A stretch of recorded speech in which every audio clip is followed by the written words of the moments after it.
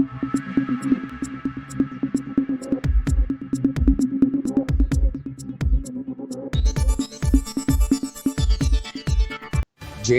നേതാവ് നിതീഷ് കുമാറും ക്യാബിനറ്റ് മന്ത്രിമാരും രാവിലെ 11:30 സത്യപ്രതിജ്ഞ ചെയ്ത് അധികാരമേറ്റു.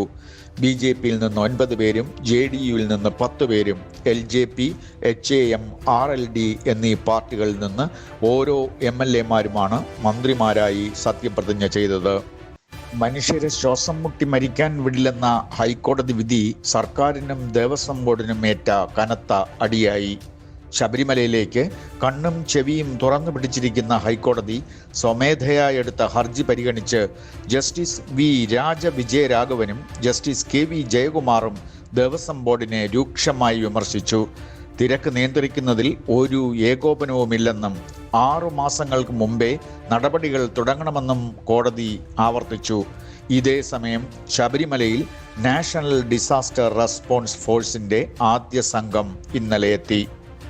സിനിമാ സംവിധായകൻ VM വിനുവിനെ നഗരസഭാ ചെയർമാൻ സ്ഥാനാർത്ഥിയായി പ്രഖ്യാപിച്ച UDFന് ഹൈക്കോടതിയുടെ ചുട്ടാടി. കരട് വോട്ടർ പട്ടികയിൽ പോലും പേരില്ലാത്തയാളെ സെലിബ്രിറ്റി എന്ന പേരിൽ പരിഗണിക്കാനാവില്ല എന്നും നിങ്ങളൊന്നും പത്രം വായിക്കാറില്ലേ എന്നും കോടതി ചോദിച്ചു. ഇതേസമയം തിരുവനന്തപുരത്ത് വൈഷ്ണ സുരേഷിന്റെ പേര് വെട്ടിയത് കോടതി വൻ വീഴ്ചയായി കണ്ട് ഉചിതമായി നടപടിയെടുക്കാൻ തെരഞ്ഞെടുപ്പ് കമ്മീഷന് നിർദ്ദേശം നൽകിയിരുന്നു. വോട്ടർ പട്ടികയിൽ വൈഷ്ണയുടെ പേര് ഇലക്ഷൻ കമ്മീഷൻ പുനഃസ്ഥാപിക്കുകയും ചെയ്തു. BJP കോർപ്പറേഷനിൽ അധികാരത്തിൽ വന്നാൽ കൊടികുത്തി വാഴുന്ന അഴിമതി നിശേഷം ഇല്ലാതാക്കുമെന്ന് BJP സംസ്ഥാന അധ്യക്ഷൻ രാജീവ് ചന്ദ്രശേഖർ പറഞ്ഞു. തിരുവനന്തപുരത്ത് 5.5 ലക്ഷം കുടുംബങ്ങൾക്ക് കുടിവെള്ളമില്ലെന്നും 80,000 കുടുംബങ്ങൾക്ക് വീടും ഡ്രൈനേജും ഇല്ലെന്നും 40% തെരുവ് വിളക്കുകൾ കത്തുന്നില്ലെന്നും കണക്കുകൾ സ്ഥാപിച്ച് രാജീവ് ചന്ദ്രശേഖർ പറഞ്ഞു. ISൽ ചേരാനുള്ള നിർബന്ധം NIA എത്തി. തിരുവനന്തപുരത്ത് വെഞ്ഞാറമൂടിൽ 16-കാരനെ അമ്മയും അമ്മയുടെ സുഹൃത്തും ചേർന്ന് ISൽ ചേരാൻ നിർബന്ധിച്ച കേസിൽ വിശദ അന്വേഷണം പോലീസ് തുടങ്ങിയതിനൊപ്പം NIAയും അന്വേഷണം പ്രഖ്യാപിച്ചു. 6 വർഷം മുമ്പ് IS റിക്രൂട്ട്മെന്റുമായി ബന്ധമുണ്ടെന്ന് കണ്ടെത്തിയ കന്യാകുളങ്ങരക്കാരനെയും നിരീക്ഷണത്തിലാക്കി. അമ്മയുടെ സുഹൃത്ത് കുട്ടിയെ തീവ്രവാദികളുടെ അടുത്തേക്ക് കൊണ്ടുപോയിരുന്നതായും സംശയിക്കപ്പെടുന്നു. നിങ്ങൾക്കറിയാമോ, നാം ഓരോരുത്തരും ജനിക്കുന്നത് ഏതെങ്കിലും ഒരു മേഖലയിൽ അതുല്യമായ കഴിവുകളോടെയാണ്. അതായത് ഏതെങ്കിലും ഒരു മേഖലയിൽ ഒരു കഴിവുമില്ലാതെ ഒരു കുഞ്ഞു പോലും ഈ ലോകത്ത് ജനിക്കുന്നില്ല എന്നതാണ് സത്യം. ഓരോരുത്തരിലെയും കഴിവുകൾ വ്യത്യസ്തവുമായിരിക്കും. സഹോദരങ്ങളിൽ പോലും ഈ വ്യത്യസ്തത നമുക്ക് കാണാൻ കഴിയും. ചിന്തിച്ചു നോക്കൂ, നമുക്ക് നമ്മുടെ പ്രൊഫഷനിലെ പരാജയങ്ങൾക്കിടയിൽ പലപ്പോഴും തോന്നിയിട്ടില്ലേ, ഞാൻ വഴിതെറ്റിയാണ് ഈ തൊഴിൽ മേഖലയിൽ എത്തിയതെന്ന്, എൻ്റെ കഴിവുകൾ മറ്റൊന്നിലായിരുന്നുവെന്ന്?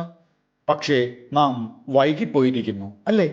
തുടക്കം മുതൽ വഴിമാറി നടക്കാനായി ഇനി കഴിഞ്ഞ കാലത്തിലേക്ക് ഒരു മടങ്ങിപ്പോക്ക് അസാധ്യമാണ് താനും. ജീവിതത്തിൽ പരമാവധി വിജയത്തിലെത്തുന്നത് ആരെന്ന് ചിന്തിച്ചു നോക്കിയിട്ടുണ്ടോ? സ്വന്തം കഴിവുകൾ വളരെ നേരത്തെ തന്നെ തിരിച്ചറിയുകയും അതിനോട് യോജിക്കുന്ന സ്വപ്നങ്ങൾ കണ്ടു തുടങ്ങുകയും ലക്ഷ്യബോധത്തോടെ ഭാവിയിലേക്ക് നീങ്ങുന്നവരുമാണ് തീർച്ചയായും ഉന്നതങ്ങളിലെത്തുന്നത്. എന്നാൽ എത്ര പേർക്ക് സ്വന്തം കഴിവുകളെക്കുറിച്ച് ബോധ്യമുണ്ട്? എത്ര പേർക്ക് ശരിയായ ലക്ഷ്യബോധമുണ്ട്? ദിനംപ്രതി അതിവേഗം മാറിക്കൊണ്ടിരിക്കുന്ന ഈ ലോകത്ത് 85% കുട്ടികളും അവരുടെ മാതാപിതാക്കളും ഭാവിയെക്കുറിച്ച് യാതൊരു ധാരണയുമില്ലാതെ ആശയക്കുഴപ്പങ്ങളുമായി പകച്ചു നിൽക്കുന്നു എന്നതാണ് സത്യം. 85% പേർക്കും ഹൈസ്കൂൾ കഴിഞ്ഞ് എന്ത് പഠിക്കണം എന്ന് പോലും ധാരണയില്ല. ഈ ആശയക്കുഴപ്പം ജീവിത പരാജയത്തിന് പ്രധാനമായ കാരണവുമാകുന്നു. ഇവിടെയാണ് ഗ്ലോബൽ ഗേറ്റ്വേയുടെ ഏർലി ബ്രെയിൻ മാപ്പിങ്ങിന്റെ പ്രസക്തി. വളരെ നേരത്തെ തന്നെ കുട്ടികളുടെ കഴിവുകൾ, താല്പര്യങ്ങൾ, അവയെ അടിസ്ഥാനമാക്കിയുള്ള യഥാർത്ഥ സാധ്യതകൾ എന്നിവ ശാസ്ത്രീയമായി മനസ്സിലാക്കുന്നതിനുള്ള ഒരു സംവിധാനമാണിത്. ഒരു കരിയർ തിരഞ്ഞെടുക്കുന്നതല്ല പ്രധാനം. കുട്ടികൾക്ക് സ്വയം മനസ്സിലാകുന്നതും മാതാപിതാക്കൾ മനസ്സിലാക്കുന്നതുമാണ്.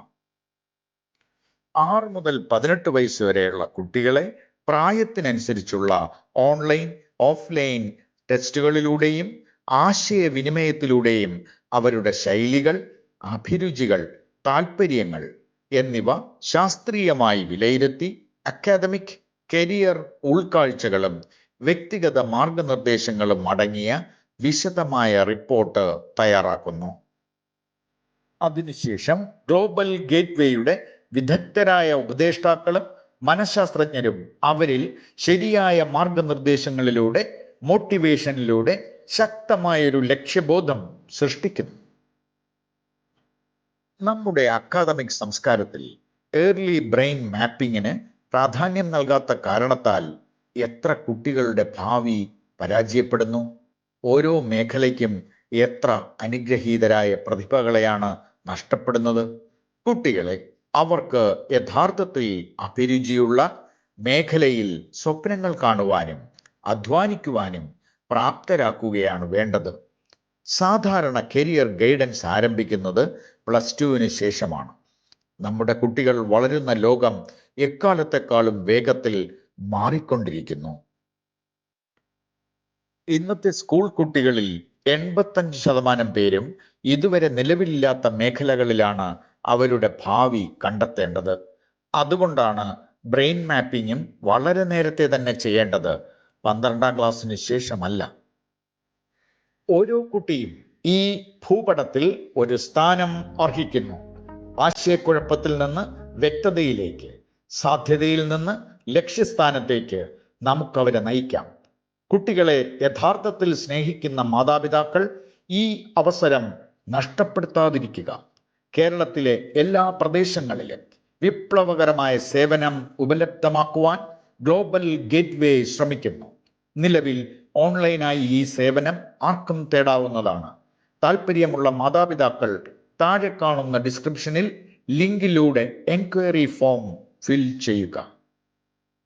ഈ സേവനം ഓഫ്ലൈനായി ലഭിക്കുന്ന സ്ഥലങ്ങളും താഴെ ഡിസ്ക്രിപ്ഷനിൽ നൽകിയിരിക്കുന്നു.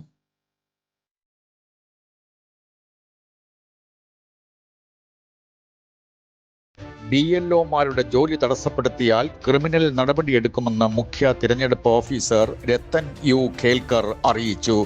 ആവശ്യമെങ്കിൽ BLOമാർക്ക് പോലീസ് സഹായം നൽകുമെന്നും അദ്ദേഹം പറഞ്ഞു.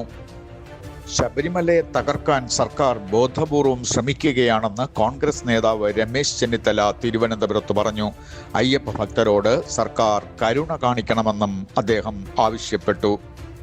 ശ്രീലങ്കയിലെ കൊളംബോയിൽ കനത്ത മൂടൽമഞ്ഞ് കാരണം റൺവേ കാണാൻ കഴിയാത്തതിനാൽ 2 അന്താരാഷ്ട്ര വിമാനങ്ങൾ ഇന്നലെ തിരുവനന്തപുരം വിമാനത്താവളത്തിലിറങ്ങി.